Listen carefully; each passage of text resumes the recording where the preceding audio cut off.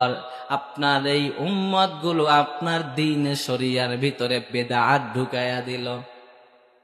আপনার মরণের পর আপনার সুন্নতের উপরে চলে নাই। এরে নবী,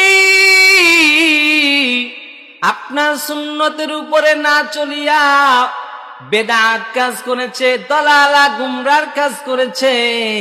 এজন্য তাদেরকে আজকে হাউজে কাউসারের পানি পান করানো হবে না।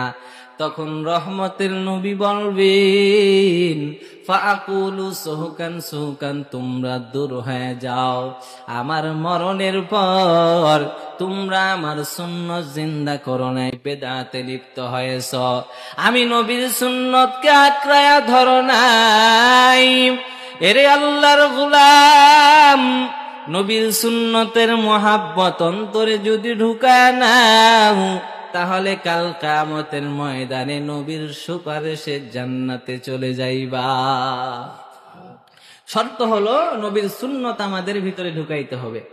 নবীর সুন্নত ছাড়া, নবীর তরিকা ছাড়া, যেই পথে নবী চলতে বলেছেন সেই পথ ছাড়া